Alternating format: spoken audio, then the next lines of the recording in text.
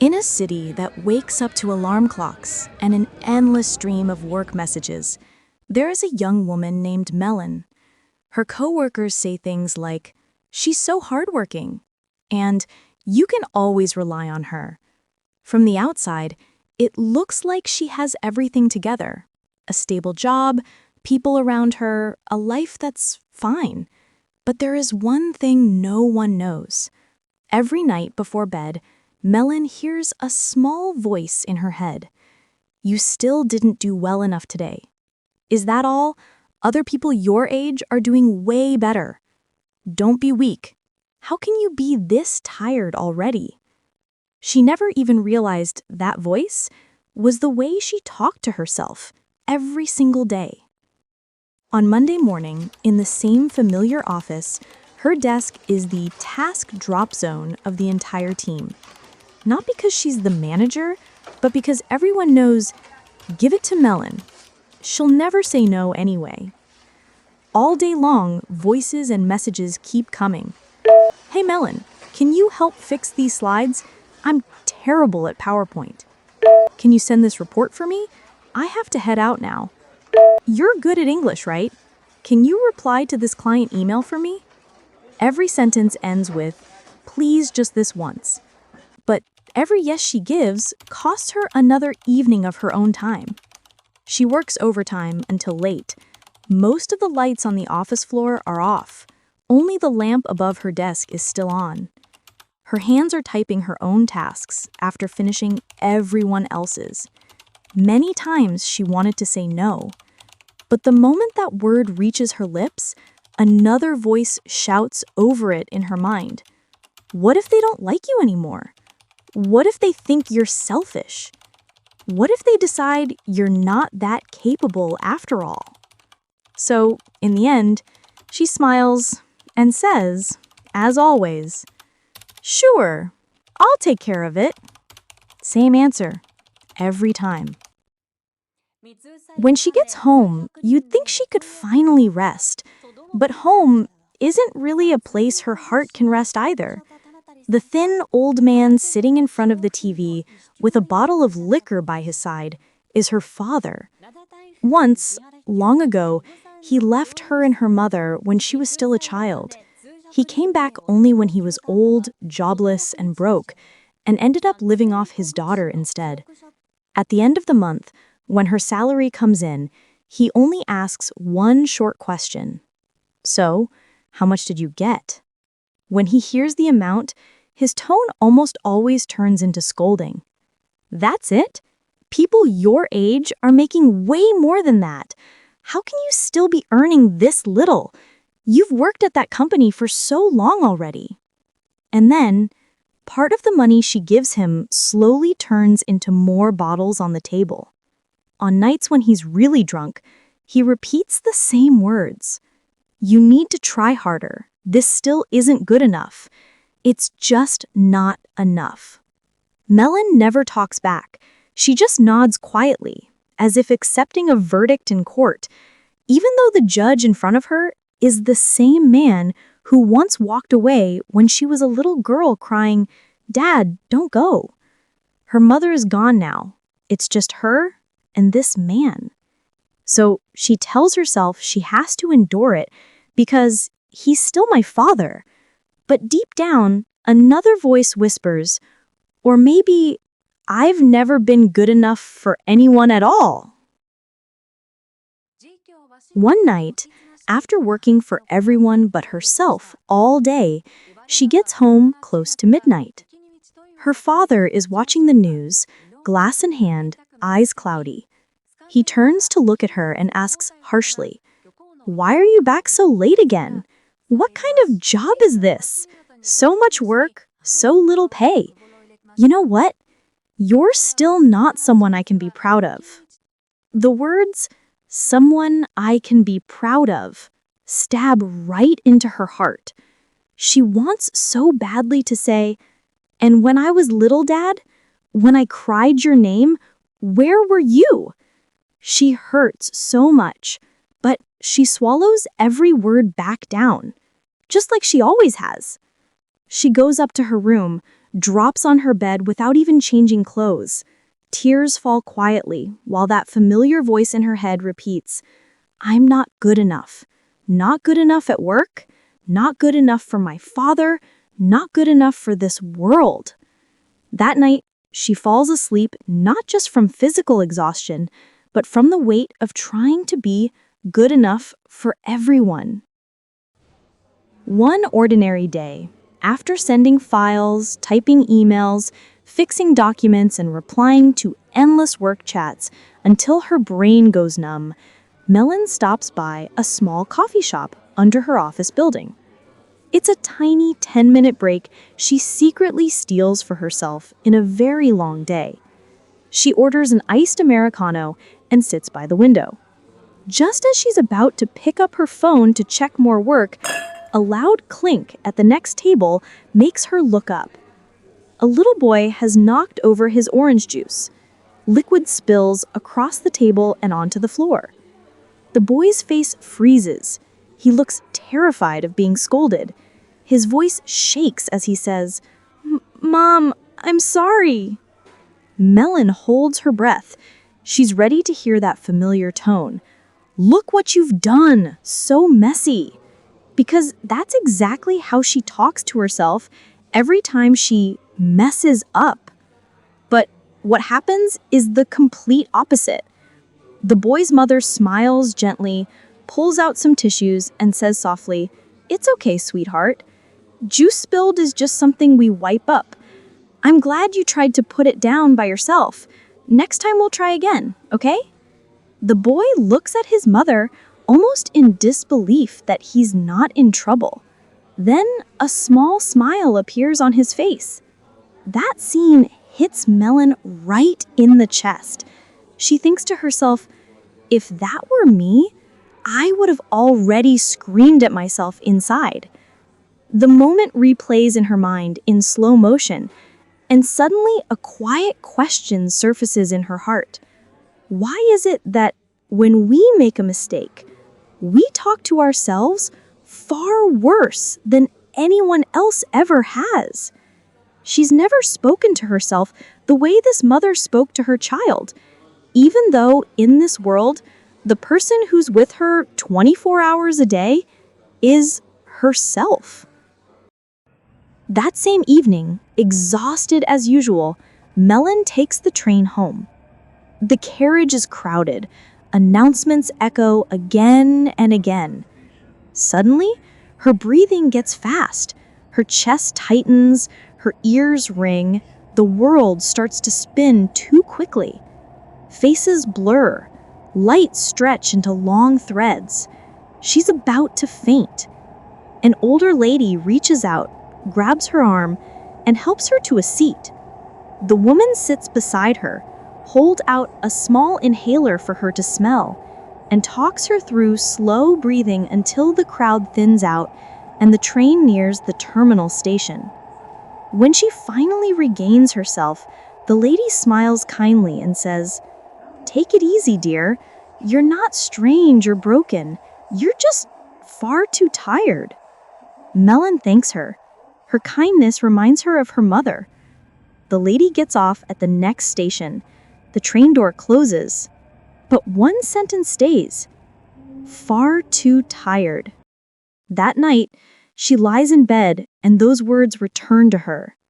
Far too tired. Her eyes well up with tears without warning, because no one has ever said that to her before. Most things she hears are, "You're so hardworking. You'll get used to it. You're capable. You'll be fine. This still isn't good enough." But no one ever asks, "Are you tired?" That night, in her quiet room, Melon opens the Notes app on her phone.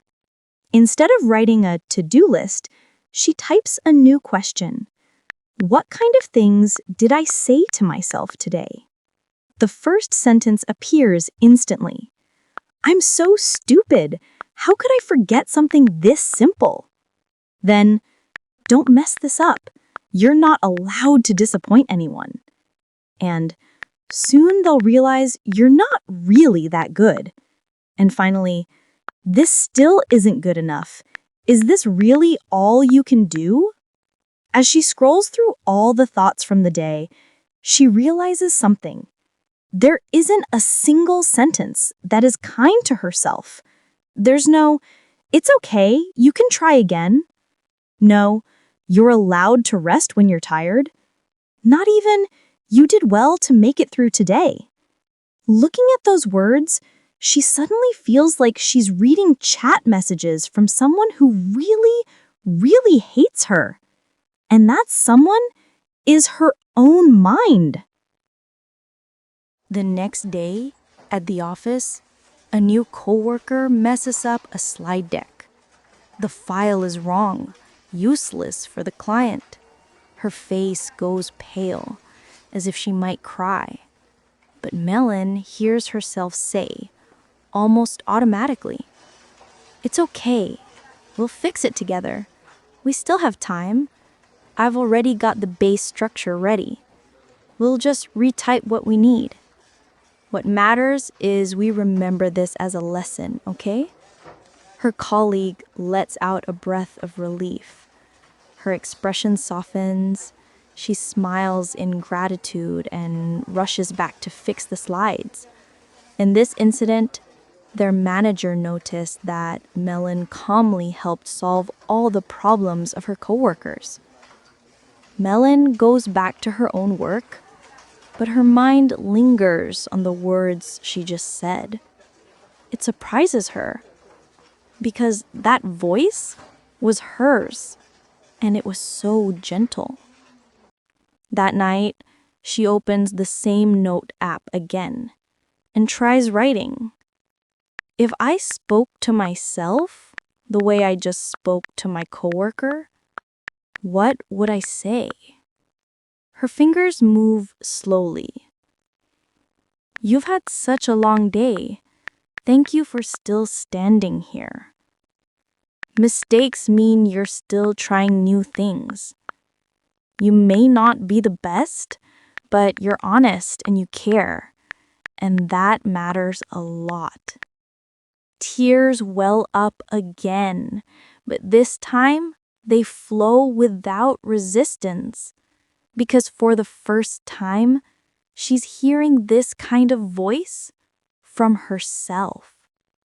She begins to realize, if the world can forgive other people, why can't I forgive myself? But the moment things truly break open comes the very next night, after yet another exhausting day. She does work for several coworkers again, fixing slides, replying to emails, sending reports. When she gets home, her father is in his usual spot in front of the TV. But tonight, he's drunker than usual. He turns to her with cloudy eyes and raises his voice. "Your boss called today and said, if you're really that good, why is your salary still so low, huh? You're still not good enough. Do you even realize that?" Those words weren't clearly from her boss. They were the drunk invention of a father using anything he could grab to stab his own child. The glass in her hand rattles on the table. She flinches. Her breath catches. Voices clash in her mind. "Just endure it. He's your father. Don't talk back or it'll turn into a big fight. He has no one else but you."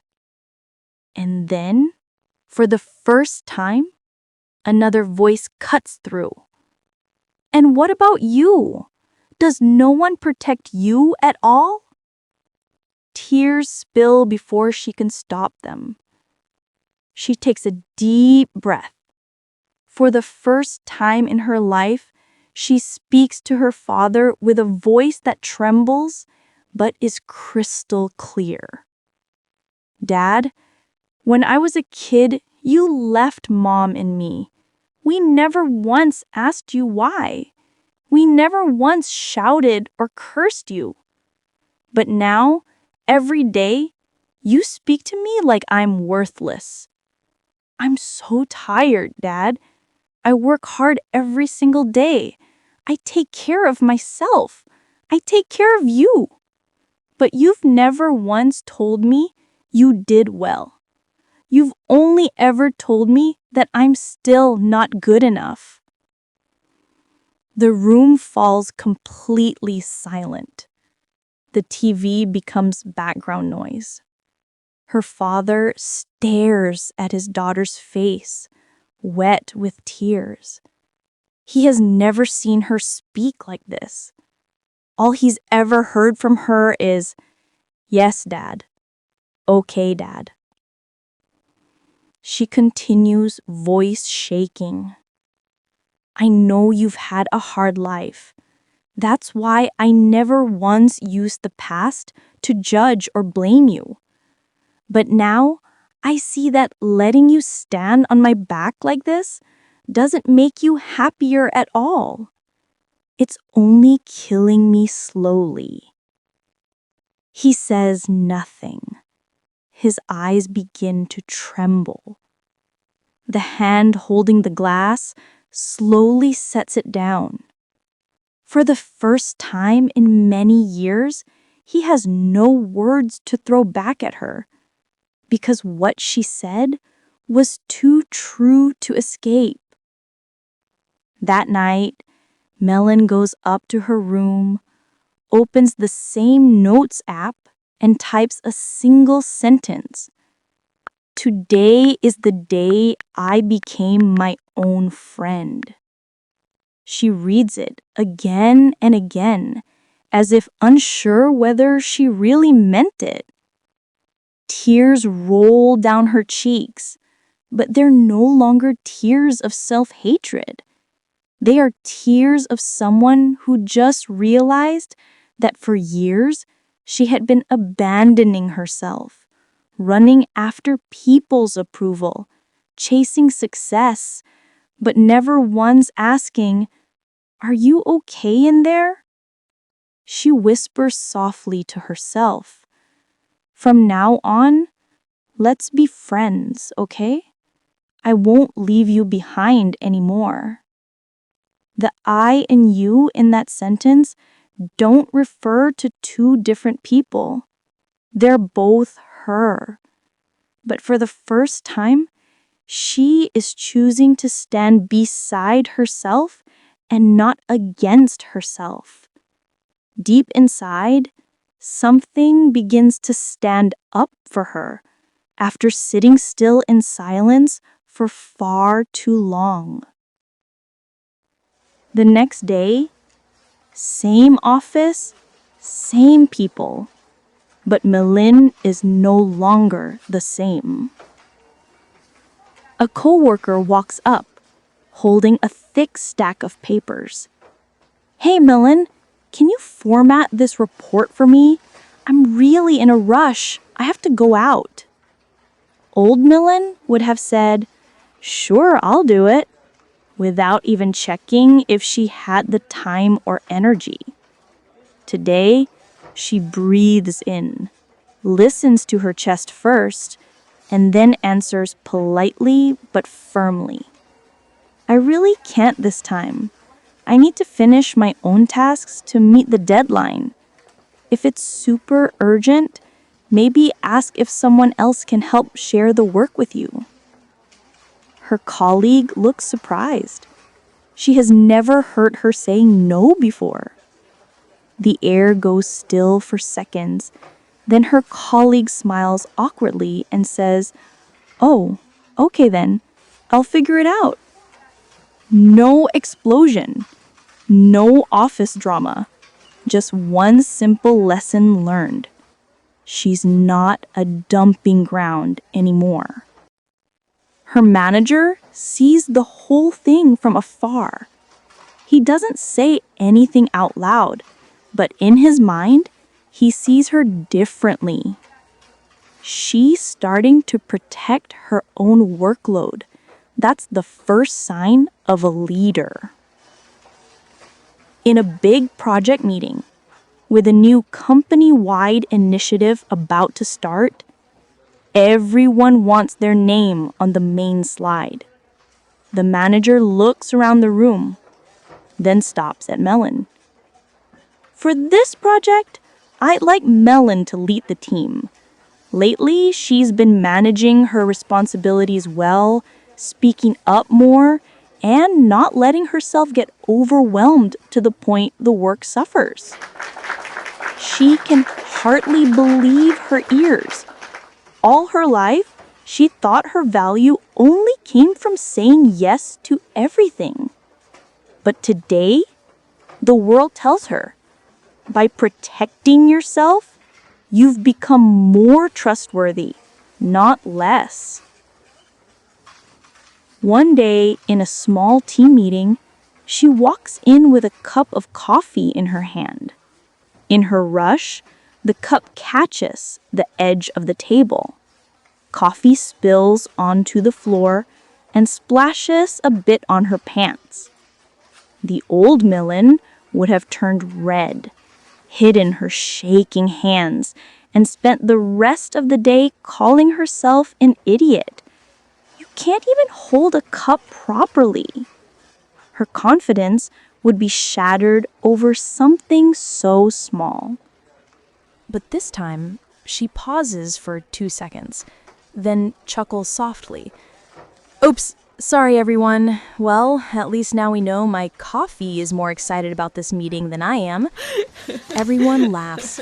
She calmly gets some tissues and cleans it up. No one yells. No one criticizes her. There's only the shared sense that a small mistake like that doesn't make someone any less lovable. And most importantly, she doesn't punish herself anymore. Somewhere along the way, she stopped cursing herself over tiny imperfections and didn't even notice when it happened. At home, things start to shift too. After the night she spoke her truth, the house is quiet for several days. Her father still drinks, but not quite as much. His hand reaches for the bottle a little slower than before. One ordinary morning, she comes downstairs and realizes the smell in the house isn't alcohol. It's rice porridge. Her father stands awkwardly in front of the stove. There's a pot of porridge, almost burnt at the edges, but still edible. He glances at her and says, a bit clumsily, I tried cooking. Not sure if it tastes okay. I'll try to drink less. Maybe that way I can be a bit more help to you than I have been. The word sorry never comes out directly, but it's hidden in that pot of slightly burnt porridge and in the trembling hands of an old man trying to start again. In the tiny garden behind the house, little vegetable plants begin to sprout.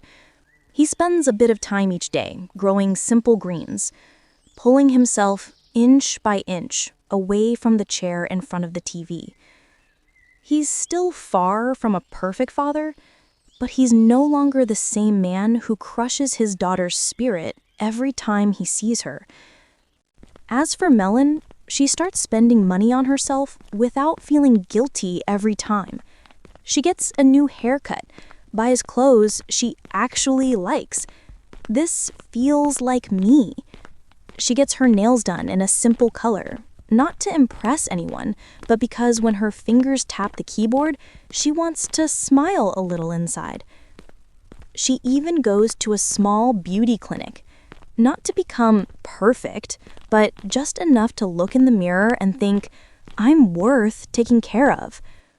One Saturday, she takes an extra day off, gets on a train out of the city, and sits by the sea with her favorite Americano. She doesn't open her email. She doesn't feel bad for not being useful to anyone that day. She simply feels, today, I'm going to be a good friend to my own heart. Months pass. People around her begin to notice real changes.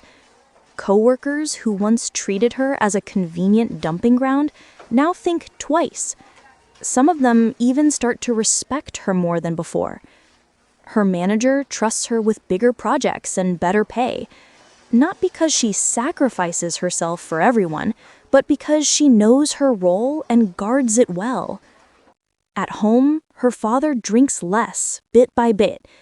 He learns simple recipes. He starts asking short questions instead of criticizing. Tired today? Anything you need help with? The sentences are brief, but for someone who's only ever said, "not good enough," this is a huge distance already. One quiet night after work, Melon stands in front of the mirror. She sees a woman who still makes mistakes, still cries sometimes, still feels lost on certain days. But in her eyes, she is no longer someone being cursed by her own inner voice. She speaks softly to her reflection, like talking to a friend. "It's okay. We've had a really long day. But look, I'm still here with you." The reflection says nothing, but in the silence, her heart feels, "At least I'm not alone inside my own head anymore."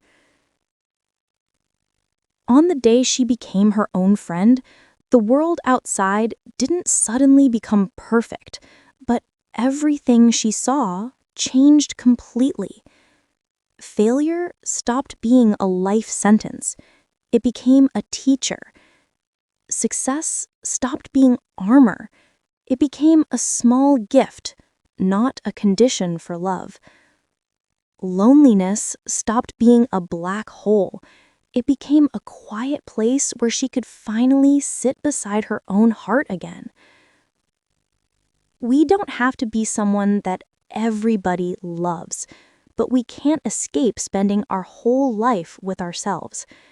If the voice in your head is harsher than anything the world has ever said, no amount of praise from others will ever feel like enough. Being your own friend doesn't mean you'll never make mistakes. It means that when you fall, you won't be the one kicking yourself while you're still on the ground. Sometimes saying no to others doesn't make you a bad person. It simply says, "I'm human too. I have limits." And when we start loving ourselves without lying to ourselves, the world slowly learns to treat us the way we treat our own heart. On the day Melon became her own friend, the world didn't turn into paradise, but her heart stopped being a battlefield and became a home she could return to whenever she felt tired. And maybe for many of us listening right now, loving yourself might begin very simply by not speaking to yourself like an enemy and by starting to listen to yourself like a friend you truly care about. And this is Beyond the Mind, a place where we don't just look at the world outside, but gently turn inward to see the wounds, to see the fear, and slowly transform that harsh inner critic into the voice of a true friend who stays with us every day. Thank you for listening all the way to the end. I hope that someday, in your own way, you'll be able to say quietly to yourself, "Today is the day I begin to truly become my own friend."